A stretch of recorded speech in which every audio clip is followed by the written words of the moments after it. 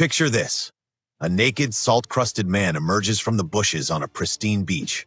Before him stand terrified young women fleeing in all directions.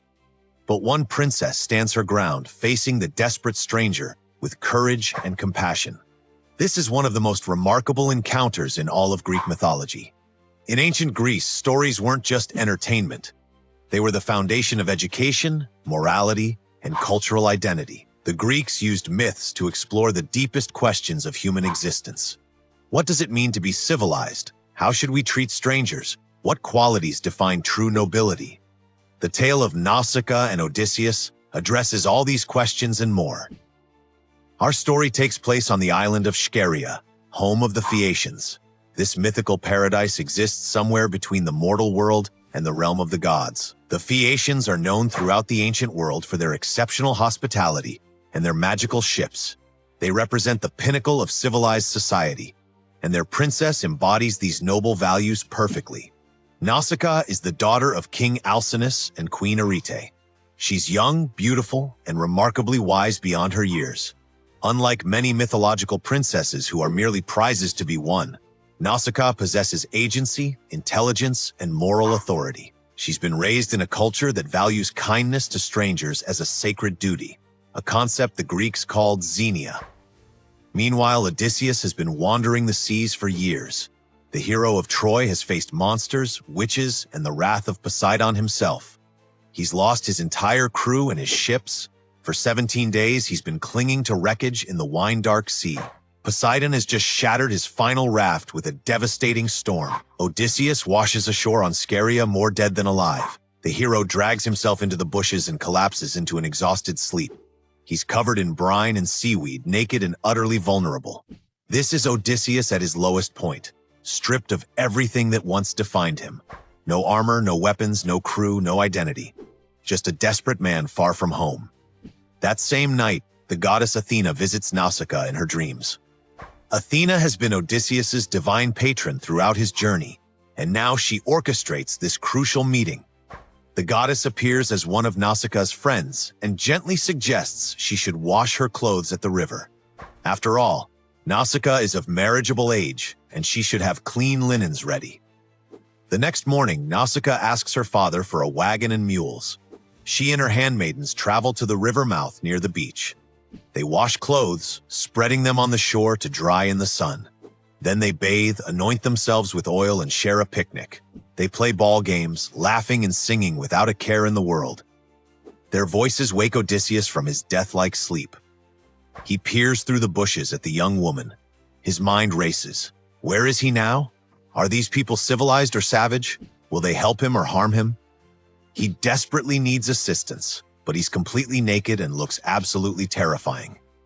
Odysseus breaks off a leafy branch to cover himself and emerges from the underbrush. Imagine the scene.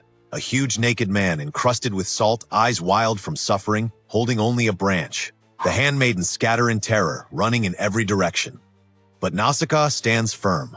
This moment reveals her extraordinary character. Despite her youth and the shocking situation, she doesn't panic. Odysseus faces a critical choice.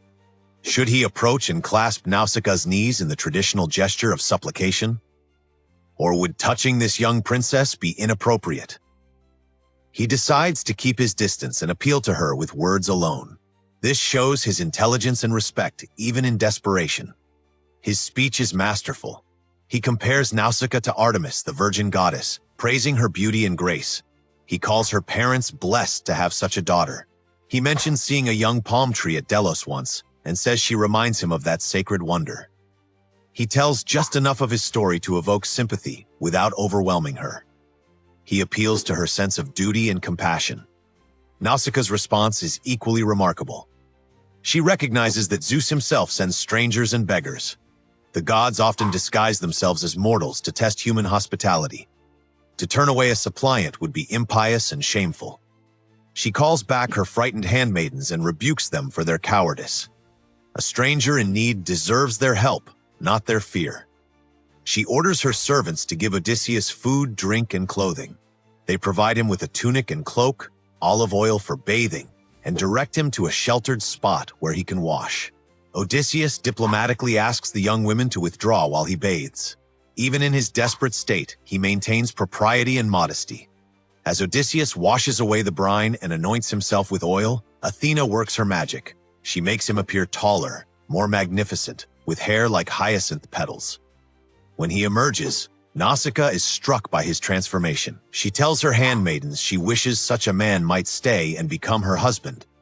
This is a bold statement for a Greek maiden, showing her honest admiration. Nausicaa then demonstrates her practical wisdom. She instructs Odysseus on how to approach her parents.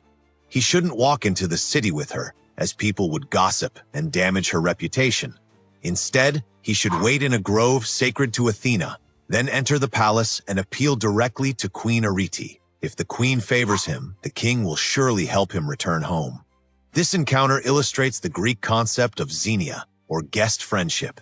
In ancient Greece, hospitality wasn't just politeness. It was a sacred obligation enforced by Zeus himself.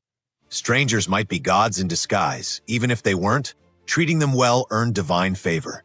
Mistreating guests or suppliants brought terrible consequences. Nausicaa embodies the highest ideals of her culture. She shows courage by not fleeing. She demonstrates piety by recognizing her duty to Zeus.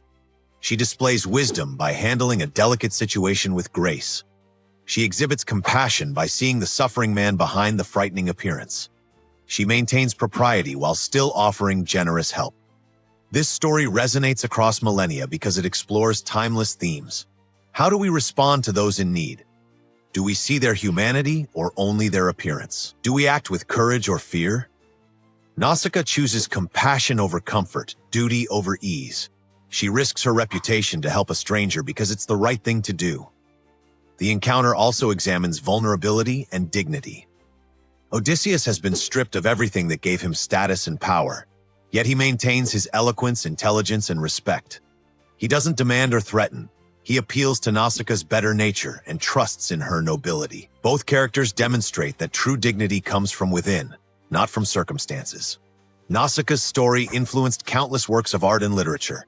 She appears in paintings, operas, poems, and novels. She represents the ideal of noble youth, combining beauty with virtue, courage with kindness. Some scholars see her as one of literature's first fully realized female characters, possessing depth, agency, and moral authority.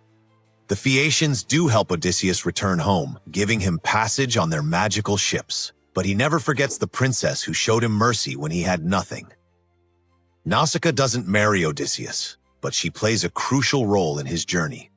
Without her compassion, the hero might have perished nameless on that beach. This tale reminds us that heroism isn't only about slaying monsters or winning battles. Sometimes the greatest heroism is showing kindness to someone vulnerable. Nausicaa proves that nobility is measured by how we treat those who have no power or status. Her actions on that beach demonstrate the best of human nature, the qualities that make civilization possible.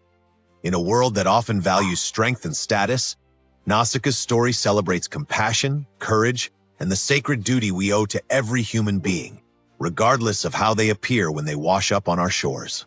For more powerful myths and legends, like, comment, and subscribe to Mythic Narratives.